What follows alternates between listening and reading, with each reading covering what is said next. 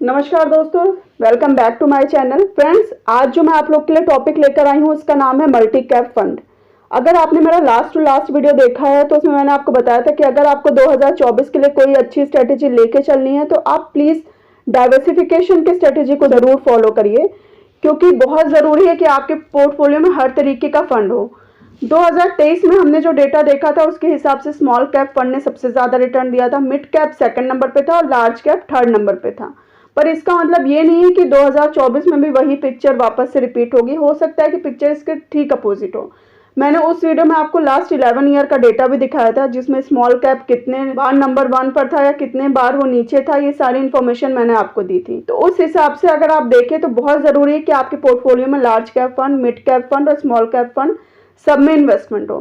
But ये चीज़ सबके लिए इतना आसान नहीं होती है, क्योंकि एक तो आपको हर एक फंड के बारे में पढ़ना पड़ेगा, उसकी नॉलेज लेनी होगी, क्योंकि जाहिर सी बात है अगर बात हमारे मेहनत की कमाई की है तो कभी भी किसी गलत जगह पे इन्वेस्ट ना हो, ये बहुत ज़रूरी है। पर सकता है कि आप में से कई लोग हों जिनके पास इतना टाइम ना हो कि वो इतनी एनालिसिस कर पाएँ, और हो सकता है कि उनको ये लगे कि कहीं मेरा डिसीजन गलत ना हो जाए। तो इस कंडीशन में, इस सिनारियो में क्या कोई ऐसा ऑप्शन है जिसके थ्रू आप इन तीनों फंड्स में इन्वेस्टमेंट भी कर पाएँ और आपको उतना एनालिसिस वगैरह ना करना पड़े? तो इसी चीज़ को ध्यान में रख करके मैं आपके लिए ये वीडियो लेकर आई हूँ, जिसमें आपको मल्टी कैप फंड के बारे में बताएंगे। मल्टी कैप फंड एक ऐसा फंड है जिसमें इन तीनों ही फंड्स में इन्वेस्टमेंट किया जाता है और हर एक फंड में एटलीस्ट 25% का इन्वेस्टमेंट मैंडेटरी है। मतलब कि स्मॉल कैप फंड है तो उसमें भी 25% जाएगा ही जाएगा, मिड कैप फंड है तो उसमें भी जाएगा, और लार्ज कैप फंड है तो उसमें भी जाएगा।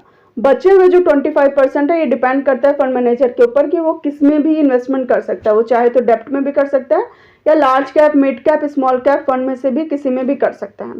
तो चलिए इसी फंड के बारे में फर्दर डिस्कशन करते हैं। अब बात करते हैं कि फ्लेक्सी कैप फंड में क्या डिफरेंस है मोटा मोटा।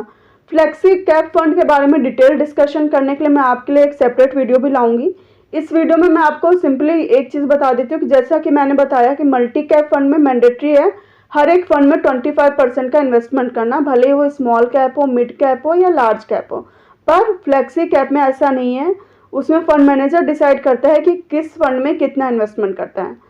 तो जाहिर सी बात है अगर मल्टी कैप फंड में मैंडेटरी है स्मॉल कैप फंड में आपका 25% का इन्वेस्टमेंट करना, तो ये उनके कंपैरिजन में थोड़े से रिस्की होते हैं, क्योंकि इसमें तो आपका 25% स्मॉल कैप में जाना ही जाना है। मिड कैप की बात करें तो वो भी थोड़ा लार्ज कैप से रिस्की ही होता है, तो उसमें भी 25% जाना ही जाना है। यानी आपका 50% इन्वेस्टमेंट तो आपका एक तरीके से मार्केट में लग रहा है, उस मार्केट में थोड़ा बहुत तो रिस्क ज़्यादा है ही। तो अगर कंपेयर करें फ्लेक्सी कैप और मल्टी कैप में, तो मल्टी कैप फंड में थोड़ा सा रिस्क ज़्यादा होता है। पर हाँ, अगर आप लास्ट 3 मंथ और 1 ईयर का डेटा देखें तो आप देख सकते हैं 3 मंथ में भी अच्छा खासा इसने रिटर्न दिया है और 1 ईयर में भी इसने अच्छा खासा रिटर्न दिया है। इनफैक्ट अगर और फंड से आप कंपेयर करें, फ्लेक्सी कैप से भी इसको कंपेयर करें, तो उनके कंपैरिजन में भी इसने रिजल्ट ज़्यादा बेटर दिया है। इसमें जो इन्वेस्टमेंट होता है वो एक्टिव इन्वेस्टमेंट होता है। जो लोग बिगनर्स हैं उनको मैं बता देती हूँ कि एक्टिव मैनेजमेंट का मतलब ये हुआ कि फंड मैनेजर को एक्टिवली मॉनिटर करना पड़ता है कि वो कहाँ पर पैसे लगाएं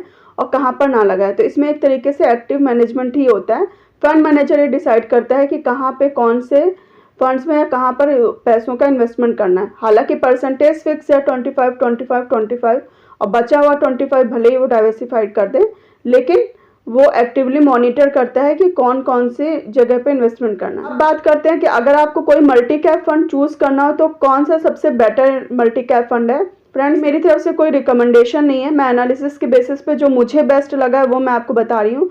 तो अभी की अगर बात करें तो Nippon India multi cap fund जो है वो बेस्ट फंड है।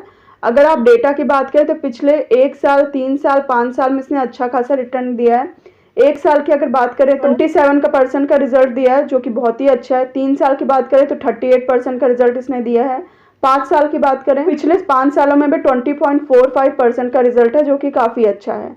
अगर हम अल्फा की बात करें तो अल्फा 3 के आसपास हो तो अच्छा माना जाता है। तो आप इसका अल्फा देखें तो वो भी 2.56 है, जो कि अच्छा है। अगर आप एलोकेशन की बात करें तो लार्ज कैप में 42% सबसे ज़्यादा का इन्वेस्टमेंट है, मिड कैप में इसने 25% का इन्वेस्टमेंट किया है और स्मॉल कैप में 31% का इन्वेस्टमेंट किया है। यानी कि लार्ज कैप में सबसे ज़्यादा इन्वेस्टमेंट कर रखा है, तो और मल्टी कैप फंड के कंपैरिजन में कम रिस्क वाला फंड है। इसके अलावा अगर हम बात करें इसके एनुअल टर्नओवर की, तो वो भी काफ़ी बेटर है। वन इंडिया एक ऐसा फंड है जो बाई एंड सेल पे बिलीव नहीं करता, बाई एंड होल्ड पे बिलीव करता है, यानी ये शेयर खरीद करके अपने पास रखता है, प्रॉपर टाइम के लिए होल्ड करके रखता है। तो ये भी एक अच्छी बात है। हालांकि ये थोड़ा बहुत रिस्की फंड भी हो सकता है, क्योंकि जो स्टैंडर्ड डाइविएशन है वो अगर 3 साल और 5 साल की बात करें तो वो मोर देन 1% है, यानी कि ये ग्रोथ स्टॉक्स में ज़्यादा इन्वेस्टमेंट करता है, जो कि थोड़ा रिस्की हो सकता है। पर हाँ, रिटर्न्स के बेसिस पे बात करें तो रिटर्न्स इसने काफ़ी अच्छे दिए हुए हैं। इनफैक्ट सबसे ज़्यादा रिटर्न्स इसी फंड के हैं। तो अगर आप मल्टी कैप फंड में इन्वेस्टमेंट का देख रहे हैं तो आप ये फंड चूज़ कर सकते हैं। बाकी आपकी अपनी एनालिसिस भी होनी चाहिए, आप अपनी तरफ से भी एनालिसिस कर लीजिएगा। मेरी तरफ से जो भी एनालिसिस है उसके बेसिस पे ये फंड बेस्ट है। तो आई होप आपको मेरा वीडियो पसंद आया होगा। अगर आपको ये वीडियो पसंद आया है तो आप प्लीज़ इस वीडियो को लाइक करिए, चैनल को सब्सक्राइब करिए, ताकि मुझे भी मोटिवेशन मिले और मैं इसी तरीके के और भी वीडियोस ला सकूं। चलिए मिलते हैं नेक्स्ट वीडियो में। Bye bye and take care.